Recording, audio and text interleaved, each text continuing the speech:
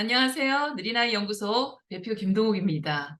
오늘은 경계성 아동의 구체적인 지도 방법에 대해서 알려드리도록 하겠습니다. 먼저 산만한 아이의 경우에는 초반에 아이를 잘 수용해주고 짧게라도 집중할 수 있는 것을 찾으셔야 돼요. 짧은 집중력을 서서히 점차적으로 길게 가져갈 수 있는 훈련들이 필요한데요. 예를 들면 아이가 풍선을 좋아한다.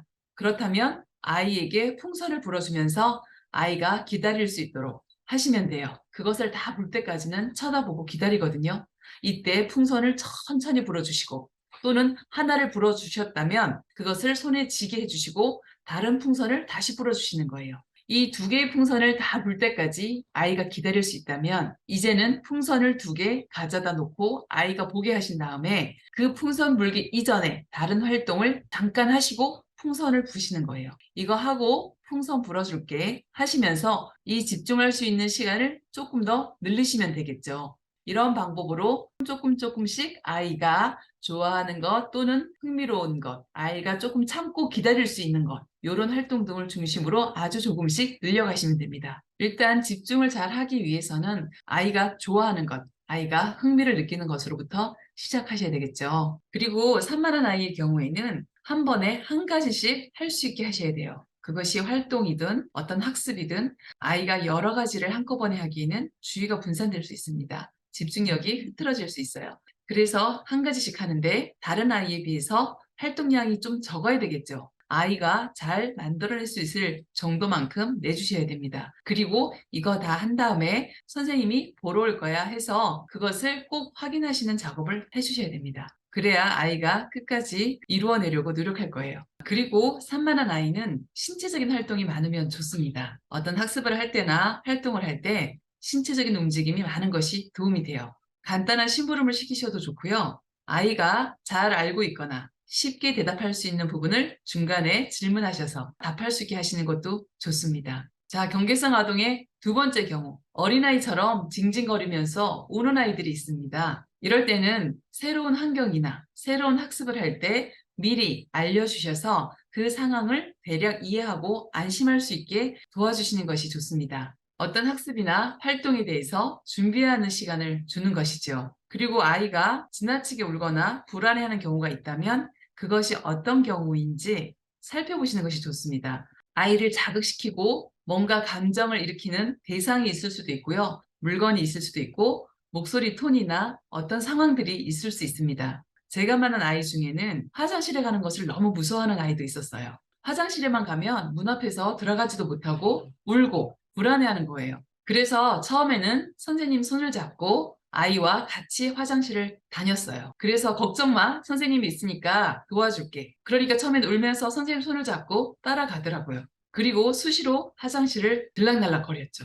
이렇게 하면서 아이가 스스로 그 불안감을 이겨낼 수 있도록 도와줬어요. 물론 시간이 지나면서 아이가 편안하게 화장실에 다니게 되었어요. 또 다른 아이는 생일 케이크에 촛불 켜는 것을 무척 무서워하는 아이가 있었어요. 그럴 때 어떻게 해야 될까요? 촛불 끄는 것을 멈춰야 될까요?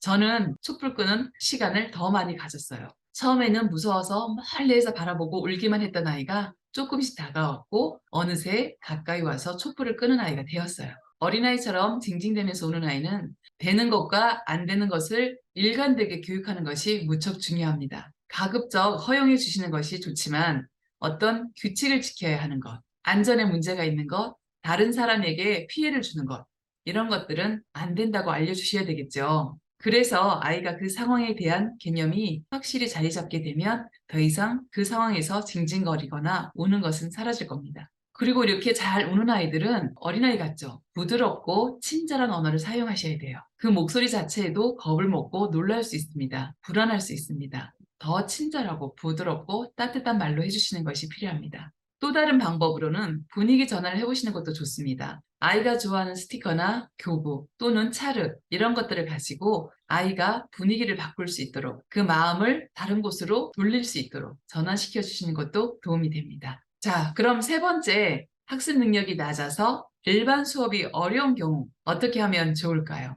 먼저는 아이에게 맞는 학습이 중요합니다. 아이에게 맞는 학습 단계를 정하시고 그리고 범위도 아이가 할 수 있을 만큼 적정량을 설정하셔야 돼요. 처음에는 아이가 쉽게 할 수 있는 정도의 양이 좋겠지요. 그리고 이때 눈에 띄는 보상이나 어떤 시각적인 그래프 이런 것들을 통해서 아이가 성취감을 느낄 수 있으면 더더욱 좋습니다. 또는 아이가 한 것만큼의 학습 그래프를 만들어서 아이가 얼만큼 했는지 어느 정도 했는지 그 칸을 채워가면 더더욱 뿌듯하고 좋겠죠. 비슷한 방법으로는 아이가 해야 될 것들을 하나하나 스티커를 붙여 놓으시고 아이가 할 때마다 스티커를 떼어서 통 속에 넣는 거예요. 처음에 붙였던 그 스티커가 점점점 사라지면서 학습 의욕이 좀 더 생기겠죠. 그리고 아이가 잘하는 것 또는 싫어하는 것들이 있을 텐데 우선은 잘할 수 있는 것을 선택해서 아이가 재미있게 하고 그것을 성공할 수 있는 경험을 많이 쌓아두시는 것이 훨씬 좋습니다. 학습을 할 때는 설명은 아주 간단하고 명료하게 해주시고요. 어떤 순서로 어떻게 하면 되는지 이것을 모델링 해주시면 좋습니다. 시각적인 자료도 도움이 됩니다. 하나하나의 과정을 만들어서 보여주시고 따라하게 하시는 거예요. 그래서 처음에는 그 과정을 외워도 됩니다. 많은 문제를 풀기보다 한 문제를 풀더라도 해낼 수 있고 아이가 그것을 이해할 수 있다면 정말 좋습니다. 처음에는 바로바로 힌트를 주거나 단서를 제공해서 아이가 즉시 풀어낼 수 있게 도와주시면 좋고요. 그리고 이 단계를 지나면 질문을 한 다음에 이제는 바로 알려주지 말고 기다리시는 거예요. 이렇게 해서 기다리는 시간을 점점 늘리시면 됩니다. 자, 네 번째로 새로운 학습이나 활동을 전혀 하지 않고 거부하는 경우가 있습니다.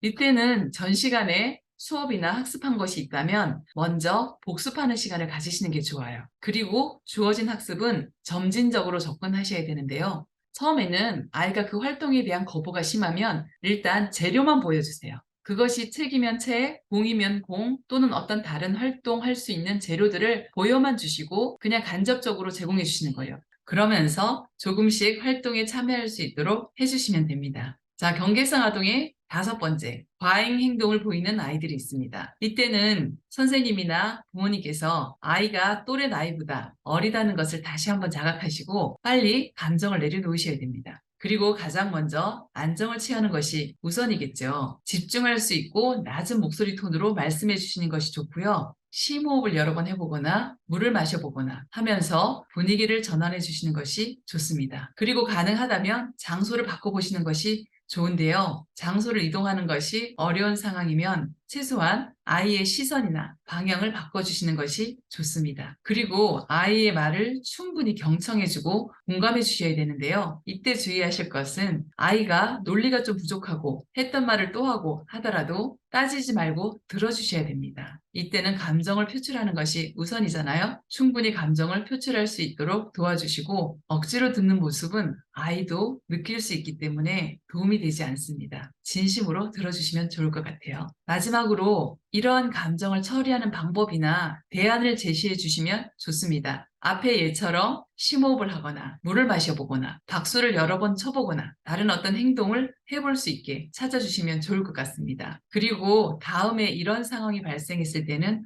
어떻게 하면 좋은지 대안을 제시해 주세요. 예를 들면 오늘 이 장난감을 서로 가지겠다고 싸웠구나. 다음부터는 장난감은 수업 시간에 선생님한테 맡기는 거야. 또는 다음에도 이런 일이 있으면 선생님한테 와서 말해줄래? 그러면 선생님이 잘 듣고 도와줄게 하셔도 좋고요. 여러 가지 방법 중에서 적절한 것을 찾아서 제시해 주시면 좋을 것 같습니다. 자, 오늘은 경계성 아동의 구체적인 지도 방법에 대해서 살펴보았는데요. 관련 있는 부분이 있다면 잘 적용해 보시면 좋을 것 같습니다. 그럼 저는 다음 시간에 다시 뵐게요. 감사합니다.